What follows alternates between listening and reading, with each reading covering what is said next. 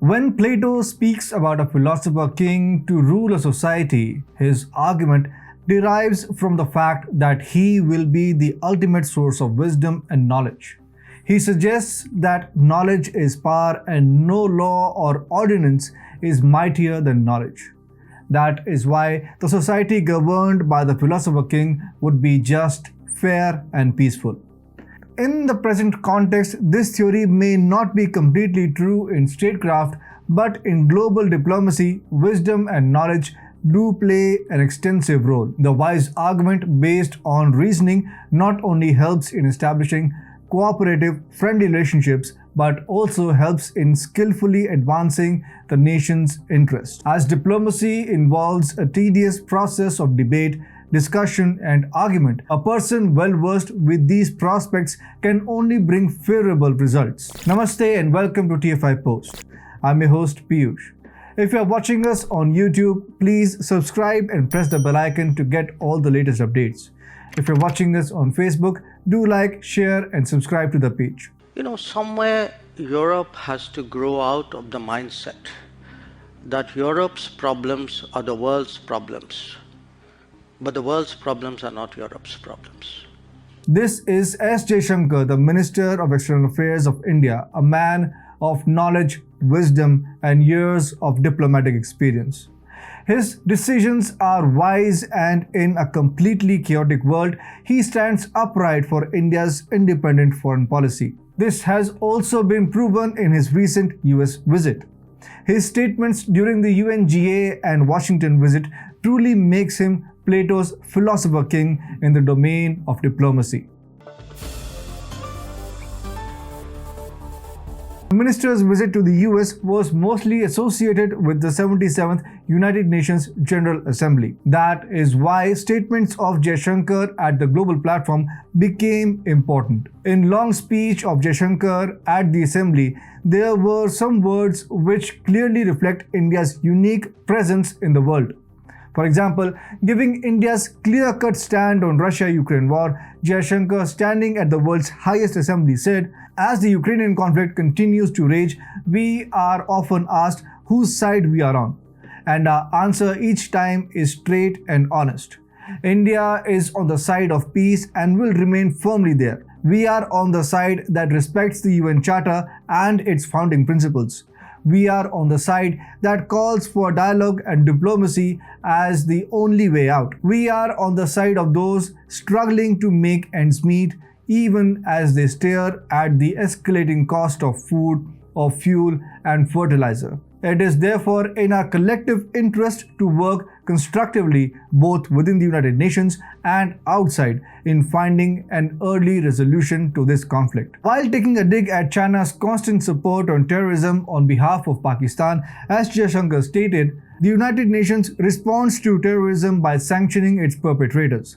Those who politicize the UNSC 1267 sanctions regime, sometimes even to the extent of defending proclaimed terrorists, they do so at their own peril. Believe me, they advance neither their own interest nor indeed their reputation. Further taking a strong jibe at Pakistan's PM Shehbaz Sharif's statement on Kashmir, he said, "Having borne the brunt of cross-border terrorism for decades, India firmly advocates a zero-tolerance approach. In our view, there is no justification for any act of terrorism regardless of motivation, and no rhetoric, however sanctimonious, can ever cover up bloodstains." After the successful tour of New York, while interacting with people of the Indian diaspora in Washington, he also strongly objected to the US plans of arming Pakistan. Jaishankar said, For someone to say, I'm doing this because it is for counter-terrorism, when you are talking of an aircraft like the capability of the F-16, everybody knows, where they are deployed and what is the use and what is their capability. So, you're not fooling anybody by saying these things. So, further reminding the US of consequences of relationship with Pakistan, he said, very honestly, it's a relationship that has neither ended up serving Pakistan well, nor serving American interests well. So it is really for the United States today to reflect whether this, what are the merits of this relationship, what do they get by keeping it continuing. Because in the same talk, S Jaishankar also slammed the Washington Post and other biased media houses for negative coverage of India. Slamming the Washington Post, he said, I look at the media, there are some newspapers, exactly what they are going to write, including one in this town. Moreover, speaking about countering propaganda of media houses, he said, this is something which we need to be aware of. It is important to contest. It isn't because most Americans will not know what sort of the nuances and the complexity of back home. So it's important not to sit back, not to let other people define me. That is something which I feel as a community is very important for us. He further added, there is a big song and dance about internet being cut.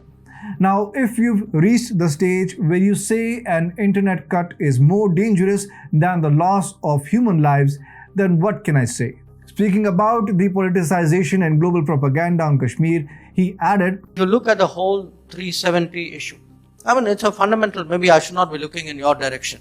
I ask you all to, just a very basic point. What was a temporary provision of the Constitution was finally put to rest. This was supposed to be act of majority. Wait. This was supposed to be majoritarian. Now tell me what was happening in Kashmir was not majoritarian. So, I think the way facts are slanted, things are played up, what is right, what is wrong is confused. This is actually politics at work. In all these statements, addresses and talks, the minister showed extreme presentation of his knowledge. Rarely in the past have we seen any foreign minister giving such blunt smash to anyone. Speaking against America in front of Americans in America needs a comprehensive study of world's history, politics, and exceptional diplomatic experience. It is the wisdom and knowledge of Foreign Minister that not only balanced India's international relationship in a highly polarized world, but also advanced national interest. He may not be Plato's dream philosopher king, but he is definitely a philosopher king in foreign policy.